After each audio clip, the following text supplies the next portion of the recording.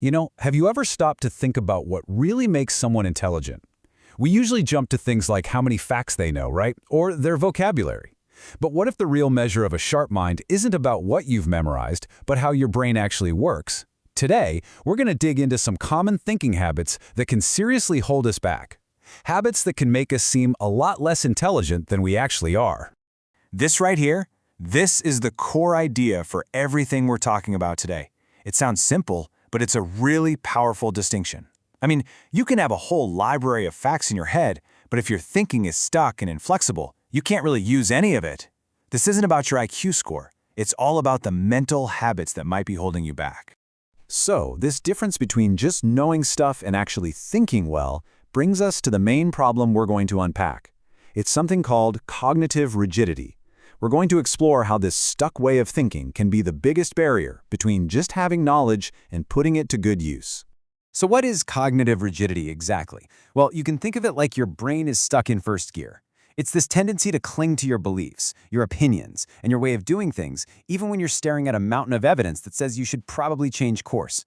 It's basically a refusal to adapt, and man, it is a huge roadblock to learning and growing. And here's the really fascinating part. The people who are the most rigid often have no idea. They just don't see it in themselves. And there's a psychological reason for that blind spot. It's a little thing known as the Dunning-Kruger effect. To put it simply, this effect basically means that sometimes the less you know, the more you think you know.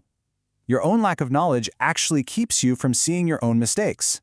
It's this weird cognitive blind spot that fuels that rigid thinking, making someone feel like they're the smartest person in the room when, in reality, they're the one with the most to learn. So let's break this down. On one side, you've got low awareness. This is that dangerous mix of super high confidence but pretty low skill. These folks tend to overestimate what they can do and are totally blind to their own mistakes. But on the other side, you've got high awareness, and that looks totally different. The confidence is realistic because it's actually backed up by skill. And most importantly, people on this side are open to feedback and they always want to keep learning. Okay, so how does this cognitive rigidity actually pop up in our everyday lives? Let's get practical and break it down into 6 specific habits that are, well, pretty clear warning signs of a stuck mind. And here they are, the 6 big habits we're going to break down, one by one. You can think of this as a kind of checklist for your own mental flexibility. As we go through them, see if you recognize any of these habits in other people, or, maybe even in yourself. First up, we've got black and white thinking. This is the habit of seeing everything in extremes. It's either good or bad, right or wrong, a total success or a complete failure. But the world is way more complex than that, right? It's full of gray areas. This mindset just flattens everything out and misses all the important details in between. All right, next up, resisting new information. You've definitely seen this before.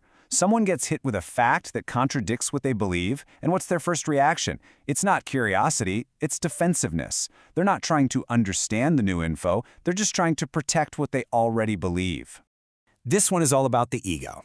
For a person with a rigid mindset, a conversation isn't a chance to team up and find the truth. Nope, it's a battle that has to be won. So they end up caring more about the feeling of being correct than they do about actually getting it right. Oh yeah, the classic. The most expensive phrase in business, right? We've always done it this way. This habit isn't just about beliefs, it's about actions. It's clinging to old routines and processes just because they're familiar, even when there are obviously better, faster, or smarter ways to get things done. Let's be real. Life is messy. It's uncertain. But for a rigid thinker, that is incredibly stressful. They need clear, simple answers, and they get super uncomfortable with the idea of, I don't know. This fear of the unknown can completely paralyze their decision-making and just shut down any creative problem-solving. And finally, we have what you might call the victory disease. This is when your past successes make you complacent. The thinking is basically, hey, this strategy worked for me before, so it has to work again. Totally ignoring the fact that the situation, the environment, and the challenges might be completely different now. Okay, so we've laid out the problem and all its symptoms. But pointing out these habits isn't about judging anyone. It's about learning to spot them so we can all move towards something way more powerful, cognitive flexibility. Listen to this one again. The goal isn't to be right, it's to get it right. Just that tiny shift in your mindset, from defending your own position to chasing the best possible answer, that's the core of intellectual growth. It means taking your ego out of the equation and choosing curiosity over certainty.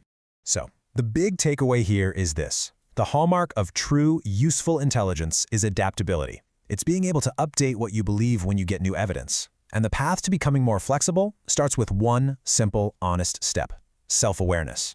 It's about just pausing before you react and asking yourself, hey, what if I'm wrong about this? Just noticing, that's the first step. And that brings us to our final thought. I really want to leave you with a question to chew on. We all have these core beliefs, right? About ourselves, about the world, about how things are supposed to work. Which one of yours have you held on to for so long that you've never really stopped to question it? That might be the perfect place to start.